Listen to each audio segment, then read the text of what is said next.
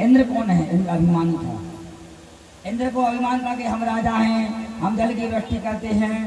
आपको हम बताएं, हमें जीवन में कभी अभिमान नहीं करना चाहिए। हमारे पास पैसा आ जाए, हमारे पास धन आ जाए, हमें जीवन में अभिमान नहीं करना चाहिए। इंद्र को बड़ा अभिमान, क्योंकि किसी ने कहा है कि जो व्यक्ति दिए की तरह जलता है वो लंबा जलता है। अरे वो होता क्या, बोलते मेन था जो गैस सिलेंडर में आजकल तो बंद हो गए, तो मेन थन होता है, और मेन थन तो यदि गैस सिलेंडर ज़्यादा तेज कर दो, ज़्यादा जले तो मेन थन फूट जाता है। वैसे ही हमें अपने जीवन में संकट लेना चाहिए कि हमें दिए से हमें सीख लेना चाहिए। भले हमारे पास पैसा हो जाए, सब कुछ हो जाए, और हमें जीवन में अभिमान नहीं करना चाहिए। उसी प्रकार भगवान गोवर्धन की लीला करते हैं और इंद्र का अभिमान दूर करते हैं, क्योंकि अभिमान होना भी एक बीमारी है।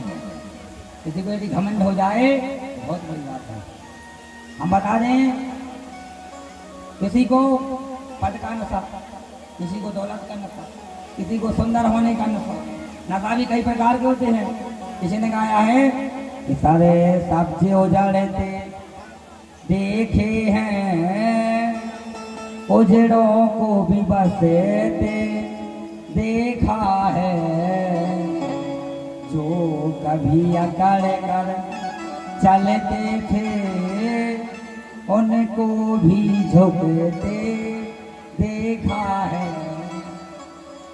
दौलत के नशे में जो भाई सीधे मुख बात ना करते थे, आते ही गरीब मैं उनको दानों को तरसते देखा है।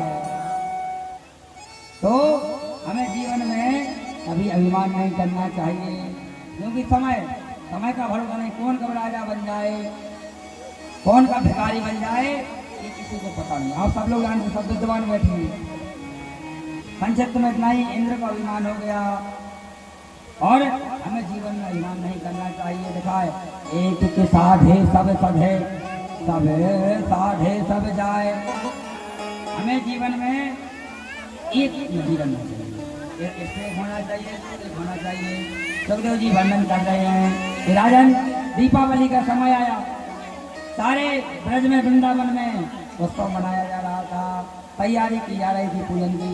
भगवान ने पूछा कि बाबा क्या हो रहा है, किस चीज की तैयारी हो रही है? बोले लाला, आज हम इंद्र की पूजा करेंगे। बोले इंद्र की पूजा क्यों करेंगे? बोले पार्जन्यो भगवान इंद्रो मेधादस श्यामत्या तेभ्यं भक्ति भूतानां जीवनम पया। बोले इंद्र की पूजा हम इसलिए करेंगे क्योंकि इंद्र नहीं होता तो वर्षा नहीं होती, वर्षा नहीं होती तो हमारी हरी भरी फसल नहीं होती। भगवान ने कहा बाबा, कर्मणा जायन्ति जायन्तु कर्मणेर्विलीयते सुखम दुखम भयम क्षेमम कर्मणेर्विबध्यते। भगवान ने कहा ऐसा कुछ नहीं है। हमारे यहाँ 4 ऋतु हैं, हर ऋतु अपने हिसाब से चलती है, ठंड गर्मी मौसम हरियाली बारिश। बोले 4 ऋतु अपने आप चलती हैं। बाबा इंद्र कुछ नहीं करता है, अभिमानी हैं, आप इंद्र की पूजा मत करो। बोले तो क्या करना है? बोले आज हम गिरिराज भगवान की पूजन करेंगे। बोले गिरिराज जी कौन है? बोले हम बताएंगे गिरिराज जी की पूजा कैसे करनी है। बोले आप तो एक काम करो, बढ़िया पूजन की तैयारी कर लो और सारे ब्रज वृंदावन में अल्लाह कटवा दो, सुंदर सुंदर भगवान बनाओ। पंडित जी कहाँ गए?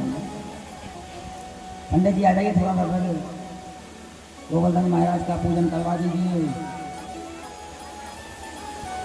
सजनों धीरे धीरे समय बीता और समय बीतने के बाद में सारे ब्रजवासियों ने मिलकर के और सुंदर सुंदर पकवान बनाए।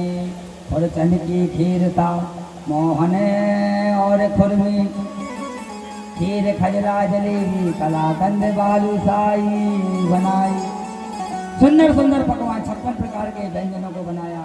तो सब व्यंजन लेकर के गिरिराज जी भगवान यहाँ गिरिराज पर्वत के यहाँ सब लोग, सारी ब्रज की गोपियाँ, सारे ग्वाल वालों ने मिलकर के सुंदर सुंदर वस्त्र पहने रहे। दीपावली पे हम पूजा करते, वैसे ही सारे ब्रजवासी पूजा कर रहे हैं। जल चढ़ाया, जैसे ही जल चढ़ाया, जल की कमी आ गई, तब वहाँ पर सांडल ऋषि आए और उन्होंने मंत्र पढ़ना प्रारंभ किया और जैसे जल की कमी आई तो वहाँ पर मानसी गंगा प्रकट हो गई। बोलो मानसी गंगा की।